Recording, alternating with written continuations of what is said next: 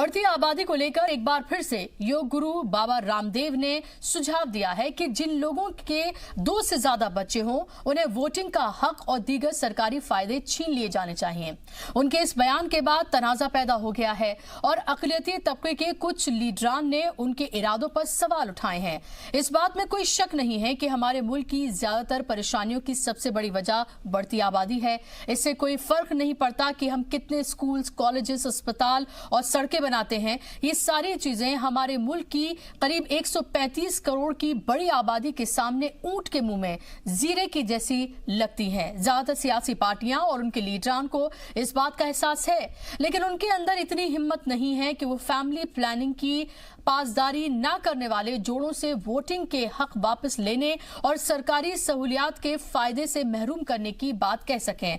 साफ तौर पर उनके अंदर बढ़ती आबादी को रोकने के लिए जरूरी सियासी अहद और कदम की नहीं उठाया है उन्होंने इस तरह का कोई भी कदम। और इसकी एक अहम वजह 1975 के कुछ वाकयात हो सकते हैं। दरअसल 1975 में इमरजेंसी के दौरान संजय गांधी ने नसबंदी मुहिम चलाई थी और 1977 में कांग्रेस की बुरी तरह से हार हुई थी। आज बढ़ती आबादी पर काबू पाने को लेकर दिल्ली हाईकोर्ट में अर्जी दाखिल की गई। बढ़ती आबादी पर कानून की मांग वाली अर्जी पर दिल्ली हाईकोर्ट ने मरकजी हुकूमत और लॉ कमीशन से जवाब मांगा है। तो वहीं मुस्लिम मजहबी रहनुमा और नौजवान भी इस मामले पर अपनी राय रख रहे हैं। मुस्लिम मजहबी रहनुमाओं का मानना है कि इस मामले में बयानबाजी बंद हो और सरकार अगर कानून बनाना चाहती है तो बनाए। इस मामले में जो भी कानून बनेगा वो उन्हें मंजूर है, क्योंकि कानून सबके लिए बनेगा। आज इसी मुद्दे पर बहस होगी कि बढ़ती आबादी रहमत है या फिर जहमत। जनसंख्या नियंत्रण कानून को लेकर कल दिल्ली हाईकोर्ट में एक याचिका दायर की गई थी, जिसको हाईकोर्ट ने आज मंजूर कर लिया है और लॉ कमीशन के साथ साथ केंद्र सरकार से भी 4 हफ्ते में जवाब मांगा है। हमारे साथ सीनियर एडवोकेट अश्वनी उपाध्याय भी मौजूद है, जिन्होंने याचिका दायर की। अश्वनी दी, क्या आपका इस सिलसिले में कहना है, क्योंकि अब सरकार से और लॉ कमीशन से जवाब मांगा गया है? देखिए, हमने कोर्ट को यही बताया है कि जो भारत की 50% प्रॉब्लम्स का जो रूट काज है वो जनसंख्या विस्फोट है, पॉपुलेशन एक्सप्लोजन है। जल जंगल जमीन की समस्या, रोटी कपड़ा मकान की समस्या, गरीबी की समस्या, बेरोजगारी की समस्या, कुपोषण की समस्या, सड़क पे जाम, रोड पे जाम, ट्रैफिक जाम, जेल में जाम, हाई कोर्ट में भीड़, सुप्रीम कोर्ट में भीड़, इन सभी समस्याओं का मूल कारण जनसंख्या विस्फोट है। और केंद्र सरकार की जो ड्यूटी है कि वो सबको स्वच्छ पानी उपलब्ध कराए, सबको हवा उपलब्ध कराए, सबको घर दे, सबके लिए अच्छा एटमॉस्फेयर दे, सबके लिए शिक्षा दे, वो तब तक नहीं हो सकता जब तक कि एक जनसंख्या नियंत्रण कानून नहीं बनेगा। कल हमने हाईकोर्ट में याचिका दायर किया था। आज हाईकोर्ट ने केंद्र सरकार और लॉ कमीशन को नोटिस इशू किया है। 4 हफ्ते के अंदर उनको जवाब दाखिल करना है। अगली सुनवाई 3 सितंबर को होगी। इनफैक्ट मेरा हाईकोर्ट जाने का मूल कारण भी यही था, क्योंकि जिस तरीके से अनर्गल बयानबाजी हो रही थी, कोई इसको धर्म के साथ जोड़ रहा है, कोई कहीं जोड़ रहा है। मैंने इसलिए लॉ कमीशन को भी बनाया था, क्योंकि लॉ कमीशन पूरे दुनिया भर में क्या क्या हो रहा है उसको भी एग्जामिन करेगा, कानून सम्मत है कि नहीं है वो भी एग्जामिन करेगा। तो जो लॉ कमीशन की रिपोर्ट है उसमें सुप्रीम कोर्ट के जज होते हैं, लॉ कमीशन जो चेयरमैन होते हैं, तो उसकी जो रिपोर्ट बहुत ऑथेंटिक होगी और मुझे लगता है इससे देश का बहुत भला होगा। केंद्र सरकार इस सिलसिले में क्या कहती है और लॉ कमीशन की तरफ से जवाब क्या आता है, देखना होगा, क्योंकि 4 हफ्तों में हाईकोर्ट ने इस सिलसिले में जवाब मांगा है। कैमरामैन जहीर के साथ जी मीडिया के लिए दिल्ली से मैं शोएब रजा। ये बातें से हो रही हैं। बहरहाल जनसंख्या मसला देश का मसला है और अगर कोई कानून बनता है तो वो सब के लिए बराबर होना चाहिए। तो ऐसा कोई भी कानून बनेगा जनसंख्या कंट्रोल करने के लिए तो मुसलमान भी उसका साथ देंगे। ऐसी बात नहीं है कि मुसलमान उससे अलग जाएंगे। और वैसे भी मुसलमान ज़्यादातर ध्यान रखते हैं, क्योंकि आपको मालूम है कि मुसलमानों में गरीबी बहुत है और जब बच्चे ज़्यादा होंगे तो गरीबों को खाना खिलाना भी मुश्किल है, तालीम देना भी मुश्किल है। तो ये मसला देश का मसला है। हम तो यही कहेंगे जो भी कानून बने वो सब के लिए बने, सब उस पर अमल करें। सिर्फ मुसलमानों को या सिर्फ अक़लियतों को उसमें निशाना न बनाया जाए। देश में जो भी काम हो वो सब के लिए होना चाहिए और उसी का हम भी पूरी तरह से सम्मान करेंगे। चाइना की तरह से ये प्लानिंग बनाना, यहाँ इस तरह से करना, कानून बनाना, तो ये तो यानी परमात्मा से, ईश्वर से एक तरह से जंग करने की तरह से हो गया। तो मैं नहीं समझता कि ये कोई अच्छी, यानी ये तो चाइना की एक तरह से आप कॉपी कर रहे हैं। जनसंख्या के लिहाज से मैं ये कहूँगा हमारे दो ज़्यादा बेहतर है, क्योंकि ज़्यादा जितनी जनरेशन होगी तो उतने ही मकान भी होंगे, फिर उतना ही कारोबार भी होंगे, फिर उतनी गाड़ी भी होगी। हम अपनी पॉपुलेशन को खुद कंट्रोल करना चाहेंगे तो वो नेचुरल जो एक सिस्टम चल रहा है उसमें डिस्टर्बेंस पैदा होगा, क्योंकि कुदरत ये जानती है कि उसको कब क्या करना है और कैसे बैलेंस करना है। मुझे जहाँ तक लगता है इसकी कोई आवश्यकता नहीं है, इसकी कोई ज़रूरत नहीं है इस याचिका को, और मैं माननीय कोर्ट से भी अपील करूंगा इसको खारिज कर देना चाहिए।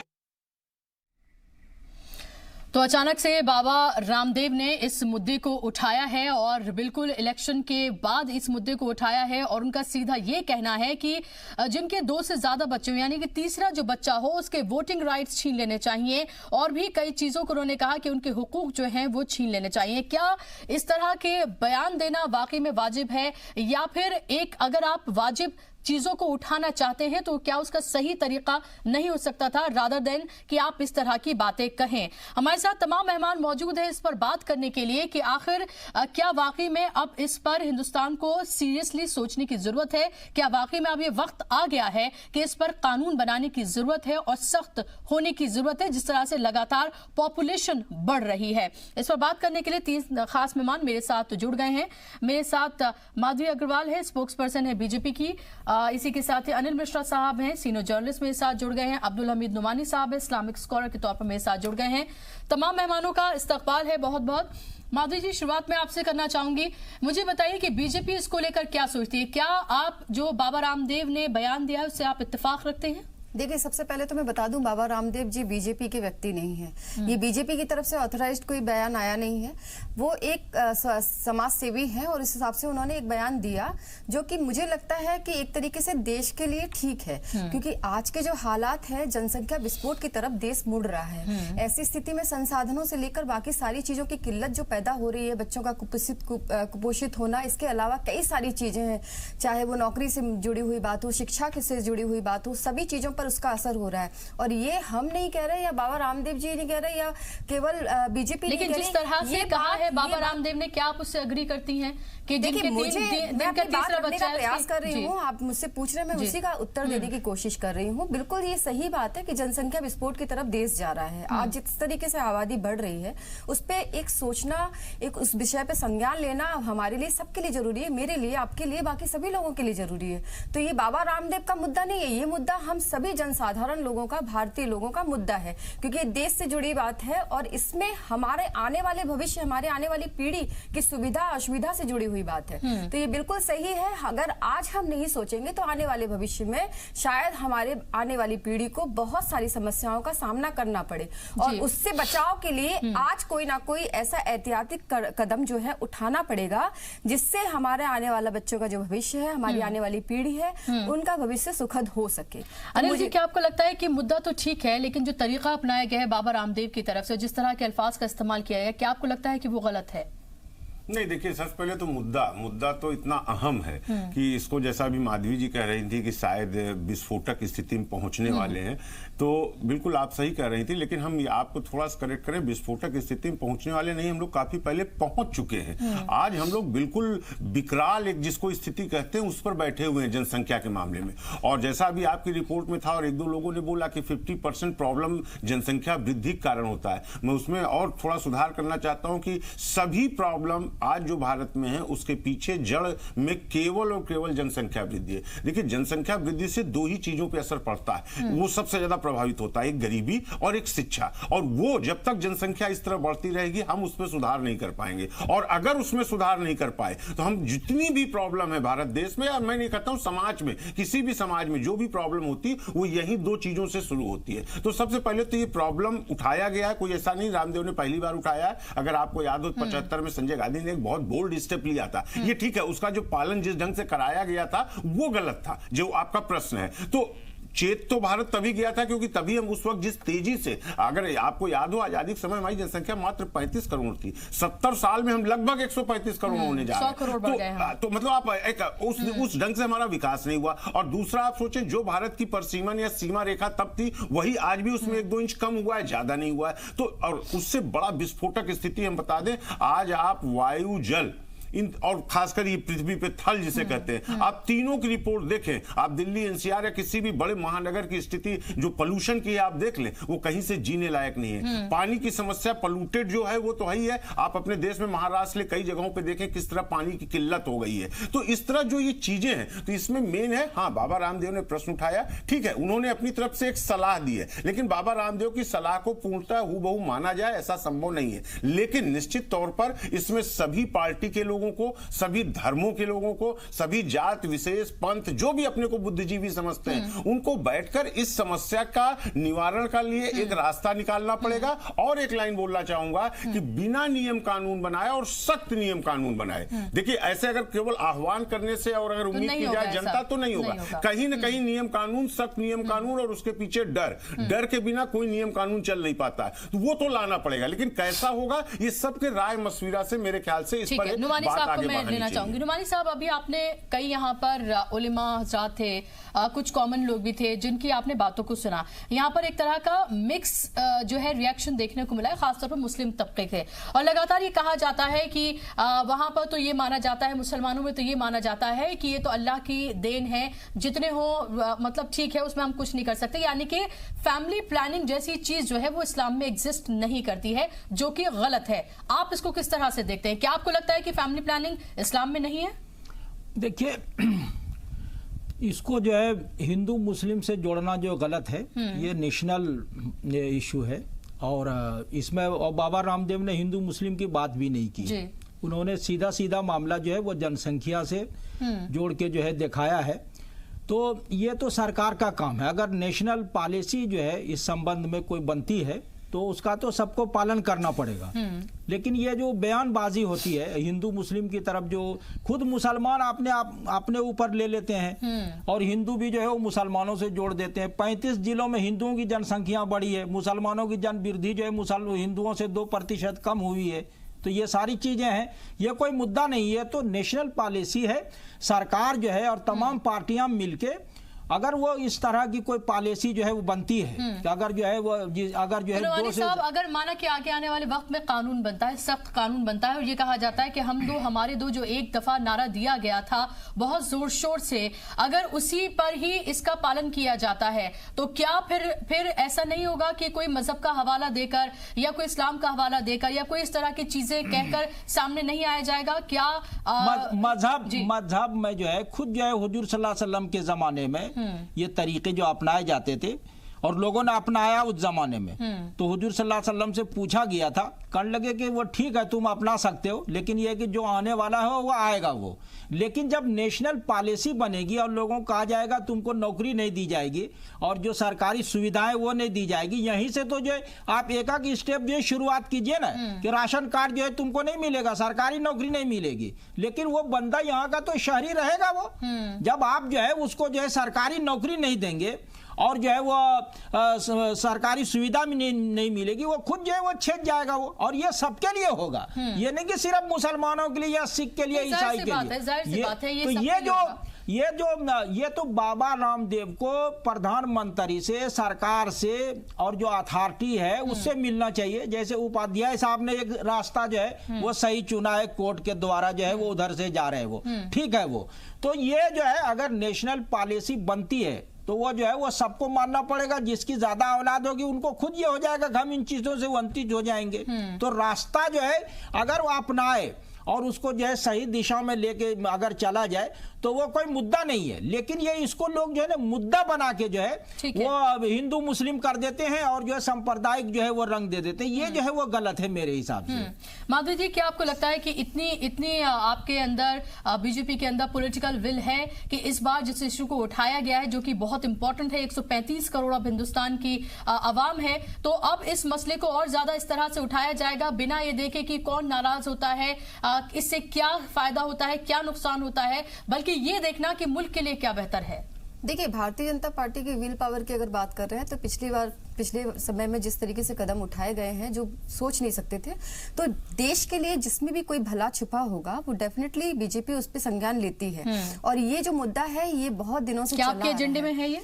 नहीं, एजेंडे की तो मैं अभी नहीं बोल सकती, एजेंडे में नहीं है, लेकिन बात यह है कि ये जो जनसंख्या विस्फोट की बात है, जनसंख्या की जो हालात आज बन गए हैं देश के अंदर में, उस पर संज्ञान जो है वो बिल्कुल लेने योग्य का समय है इस समय, क्योंकि इससे ज्यादा अगर स्थिति बदतर होती है तो ये सभी लोगों को इफेक्टेड करेगा। तो ये जो स्थिति है इसमें अगर जो जनसाधारण लोगों से देश की भलाई के लिए अगर इस पे कुछ है तो जरूर से इस पे संज्ञान लिया जाएगा आगे, और ये होना चाहिए। मैं इसको व्यक्तिगत तौर पर अगर कहूँ तो बिल्कुल ये होना चाहिए, क्योंकि सीधी सी बात है, केवल आह्वान कर देने से वाकई में इसमें कुछ नहीं होने वाला जब तक इसमें कड़े कदम नहीं उठाए जाएंगे, सही तरीके से पॉलिसी बनाकर उसको पूरी तरीके से लागू नहीं किया जाएगा, लोगों तक इस बात की मुहिम नहीं चलाई जाएगी, उनकी अवेयरनेस नहीं पहुंचाई जाएगी, तब तक इसका कोई फल नहीं मिलने वाला। तो ऐसी स्थिति में जरूरी है कि एक पॉलिसी अच्छी मेकिंग हो, उसके बाद में लोग इसको समझते हैं और कहीं ना कहीं इंटरनली फील करते हैं कि बिल्कुल जनसंख्या पर रोक लगने के लिए आना चाहिए। कुछ लोग जो बहुत सामान्य स्तर के लोग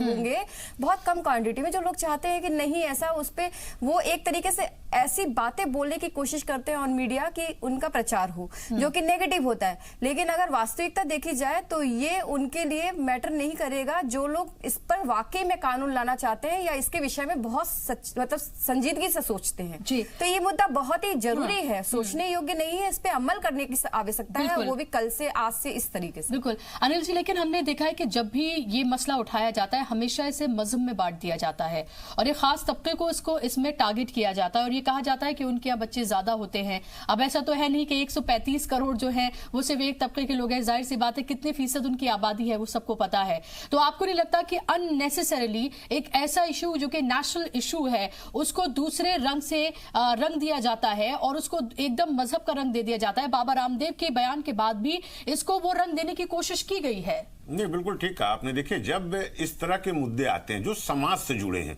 जो देश से जुड़ा है, तो इसमें जब राजनीति कर ली जाती है या सियासत कर ली जाती है तो वो मुद्दा फिर अपने रास्ते से भटक जाता है और उस मुद्दे में कई रंगों का, खासकर धर्मों का रंग जब एक चढ़ाया जाता है तो मुद्दा फिर वो वहीं का वहीं धरा रह जाता है। आपका प्रश्न बिल्कुल ठीक है और अगर आप देखें इसके पहले भी जब जब इस तरह की बातें आई हैं तो ये मैं सहज स्वीकार करता हूं कि हमेशा हम एक वर्ग जिससे हम बिलोंग करते हैं वहां की तरफ से हमेशा दूसरे वर्ग की तरफ, मुस्लिम वर्ग की तरफ हमेशा उंगली उठा दी जाती है। सही क्या है, गलत क्या है, इस पर बैठकर चर्चा करने की जरूरत है। और मैं तो साफ कहूंगा कि अगर आप आज की डेट में देखें तो ये सच है कि हिंदू धर्म में जो जनसंख्या की बढ़ोतरी हुई है उन सभी धर्मों से कहीं बहुत ज्यादा हुई है। तो सबसे पहले तो हमें इसे चेतने की जरूरत है, हमें अपने अंदर झांकने की जरूरत है। लेकिन यहां बुसरा जी हम आपको बताएं, चूंकि मैं फिर बार बार कहूंगा देश का दुर्भाग्य है, हमारी देश की राजनीति में इस तरह का एक नकारात्मक सोच है। केवल वोटों की राजनीति, केवल सत्ता में पकड़ बनाए रखने के लिए, अपनी कुर्सी तक पहुंच बनाए रखने के लिए जो उस वर्ग को साधा जाता है, तो इसमें खासकर गरीब तबका आता है, अशिक्षित तबका आता है, जहां पर जैसा अभी आपने कहा कि एक मुस्लिम वर्ग में कहा जाता है अल्लाह की देन है। मैं आपको बताऊं हिंदू धर्म में भी यही कहा जाता है ये भगवान की देन है। अब तो धीरे धीरे फिर भी काफी समाज सुधरा, वरना मुझे अपना वो बचपन का दिन याद है जब गांव समाज में लोग बोलते थे कि इसमें कोई कुछ नहीं कर सकता और इसको कभी रोकना नहीं चाहिए, तो भगवान की देन है। तो ये जो एक कॉन्सेप्ट था, निश्चित रूप से आज 25-30 साल बाद, 40 साल बाद इस सोच में बदलाव आया है। लेकिन अभी भी एक वर्ग ऐसा है जो वहीं का वहीं अभी ठहरा हुआ है और उस वर्ग में ये भावना अभी भी है। इसको रोकने के लिए केवल अगर जनसंख्या नियंत्रण कानून बनाया जाता है तो मैं समझता हूं ये बिल्कुल सफल नहीं होगा। इसके साथ साथ हमें पैरेलल कई कदम उठाने पड़ेंगे। सबसे ज्यादा उस गरीबी पर मार करनी पड़ेगी जहां 2 वक्त की रोटी के लिए लोग तरस रहे हैं। जब तक वो 2 वक्त का पेट नहीं भरेगा तब तक इस पर नहीं रोका जा सकता। और दूसरा, उसके साथ साथ कहीं न कहीं उनको शिक्षा के प्रथम पायदान पर, प्रथम चरण तक पहुंचाने की कोशिश की जाएगी। तब जाके कहीं ये जनसंख्या नियंत्रण कानून को अगर पालन कराना चाहेंगे या जिस ढंग से बनाएंगे तो कहीं उनका सहयोग मिलेगा। अन्यथा ये एक दूसरी नकारात्मक सोच पैदा करेगा। और उससे बड़ी बात है बुसरा जी, सभी धर्मों के लोग, खासकर सभी बुद्धिजीवियों का ये नैतिक कर्तव्य बनता है। मैं कहता हूं जिसमें पंडित हैं, पुजारी हैं, मुल्ला हैं, मौलवी हैं, पादरी हैं, इन सबको इस मुद्दे पर आपस में खुद ब खुद डिस्कशन करना चाहिए और कहीं ना कहीं सभी जगहों पर एक मंच में आकर एक साथ एक स्वर में इसकी अच्छाइयां और इसकी बुराइयां अगर बताएं तो मैं समझता हूं कि शायद समाज में उस वर्ग में भी इसका असर पड़े और उसके बाद कहीं ना कहीं धीरे धीरे इस पर सुधार आएगा। उस पर अगर सरकार नियम कानून बना के थोड़ा कड़ाई से और थोड़ा प्यार से भी पालन कराएगी तो निश्चित हमें जल्द से जल्द एक रिजल्ट देखने को मिलेगा। इस तरह के आरोप लगना बंद हो जाएंगे कि एक वर्ग का ज्यादा है एक वर्ग का कम है, ये भावना इसमें नहीं आनी चाहिए। लेकिन आप देख रहे हैं राजनीतिक से कल ओवैसी जी को देखिए, उन्होंने थोड़ा सा कुछ बोला था आज, लेकिन उन्होंने अपने बयान सुधार लिया। ऐसे हिंदू धर्म में एक दो लोगों ने कल थोड़ा सा बोला था, लेकिन तो कम से कम देखिए जब मुहिम का असर ऐसा होता है कि पूरे देश में सबने समर्थन देना शुरू कर दिया। आप ये भी देखेंगे कि ये भी कहा जाता है, ब्रेक के बाद में इसका जवाब लूंगी आपसे, कि ये भी कहा जाता है कई जगह कहा कि मुसलमानों की आबादी जिस हिसाब से बढ़ रही, एक तरह से डराया जाता है जिस हिसाब से बढ़ रही है, आगे आने वाले दिनों में वो यहाँ पर हिंदू जो है माइनॉरिटी हो जाएगा और मुसलमान मेजॉरिटी हो जाएंगे। इस तरह से डराया भी जाता है और ये भी कहा जाता है कि इसीलिए कम से कम 4 बच्चे हिंदू जो हैं वो अपने पैदा करें। ये मंत्री तक बयान दे रहे हैं, सरकार के मंत्री तक इस तरह, एक ही दो हैं लेकिन दे रहे हैं। ये हमारे देश का दुर्भाग्य है, इसमें उन मंत्री की कोई अहमियत नहीं है, लेकिन कितना भी हो समाज में गलत संदेश तो जाता ही जाता है। तो इस तरह चीजों पर सरकार को बड़े सख्ती से रोक लगाना पड़ेगा। उनकी पार्टी का मंत्री है या किसी विपक्षी नेता ने अगर बयान दिया है तो कहीं ना कहीं पूरे समाज को उस पर एक संदेश देना चाहिए कि आपकी बातों को नहीं सुना जाएगा और समाज से आप बहिष्कृत किए जाएंगे। तो इस तरह का जैसा कल के परसों का ये स्टेटमेंट है रामदेव जी का और आज की डेट में देखिए देश अपने देश में अपने जमाने काफी चेंज आया 2 दिन के अंदर। पहले कुछ लोगों ने विरोध करने की कोशिश की, लेकिन जब इस पे सभी धर्मों के लोग, सभी बुद्धिजीवी, सभी पार्टियों के नेताओं का लगभग एक स्वर में बयान आने लगा तो जो थोड़ा नकारात्मक बयान दे रहे थे वो भी देखिए आज काफी हद तक अपने बयान को बदलते नजर आ रहे हैं। ये एक भावना हमारे देश में होनी चाहिए।